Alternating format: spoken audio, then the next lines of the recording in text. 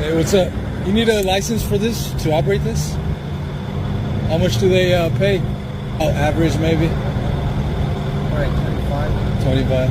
And what would be like the max? 30, 35. 30? Not even 35, probably. Yeah. Is it union? No. No? Benefits and stuff? We're a small company. Oh, Yeah, for this we're company. a bigger company than that. What kind of hours you guys get? 8 hours. Overtime? No. It starts in the morning? Thank you, man.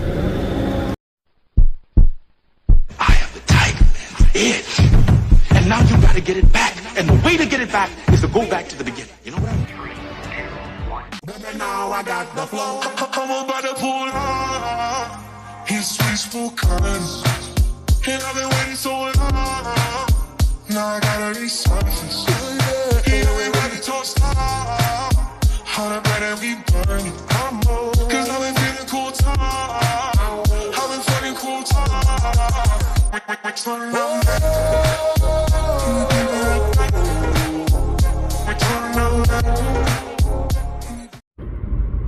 Good morning, good afternoon, good evening. My name is JH, and I did a little survey the other day. And the other day, I asked many people what would be an income that you would be satisfied with. And many people responded. It was quite a survey. And the responses were a resounding $10,000 per month. And the second was around $5,000. The other ones were a little more unrealistic. But what I gathered from that survey was that people don't want a super amount of money. They don't want to be rich. They want to just survive. And I 100% agree with that. We just want to live. We just want to make enough money to survive. I agree with that. The shocking thing, though, is that $10,000 a month is only $120,000 a year. $120,000 a year. Here is the kicker.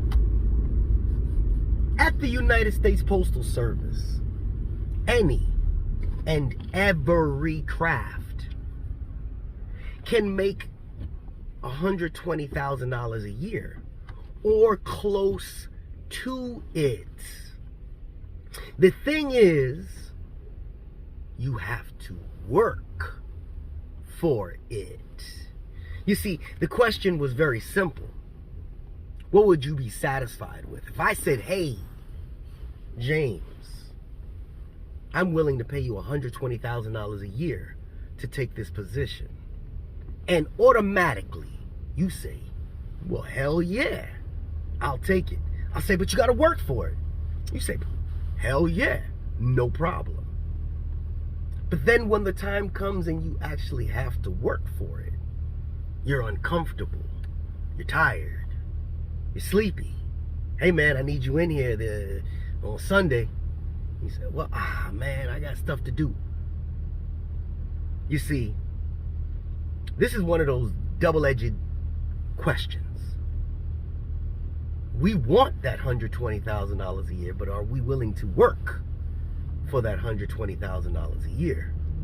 If you're thinking that you're going to make $120,000 a year and only work 40 hours a week, people keep calling when I'm up. Well, that's not the case. People that make that kind of money, you know, doctors in their first year, they're putting in work. They're putting in time. They're putting in energy.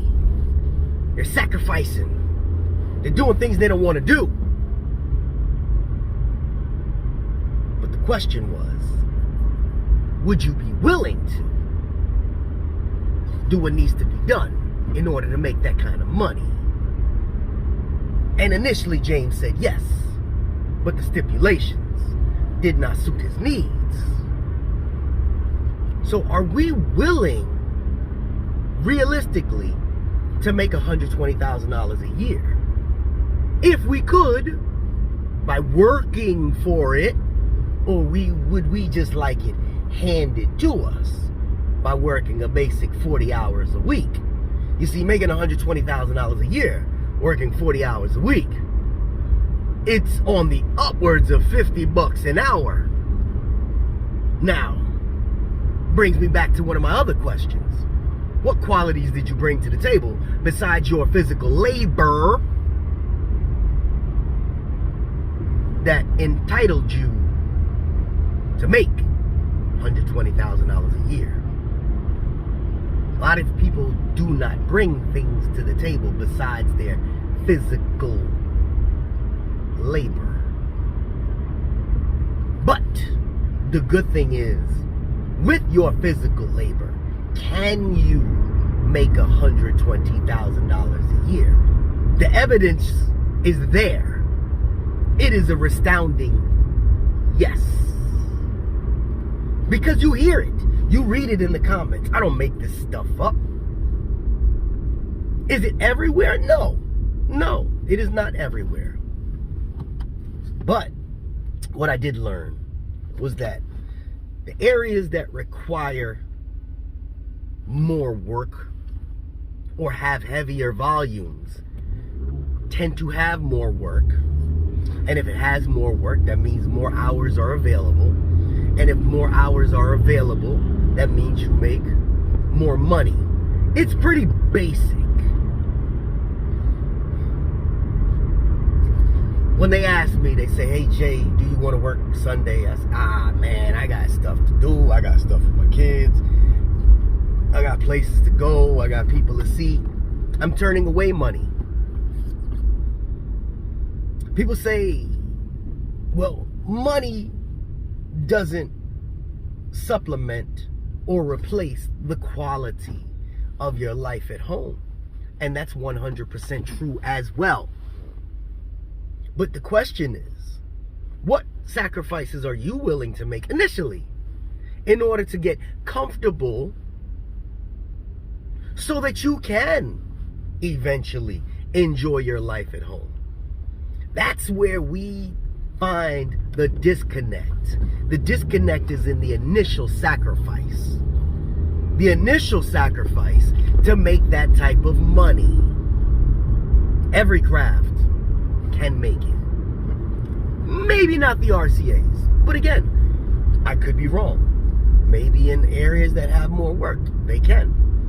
But all the other crafts that are on hourly wage or underneath, the different unions, they have the opportunity to make good money with little skill requirement. And again, not every area is offering all of the overtime you're looking for, or so on and so forth. But again, the opportunity is there. That $10,000 a month? No. There's very few places that make $10,000 a month. There are some months that will be heavier than others. That's just kind of how all business works. Not just you. There's certain months Walmart makes tons of money. There's certain months that they don't. There's certain months that Amazon make tons of money. There's certain months that they don't. There's certain months that supermarkets make more money than this. You get the hint.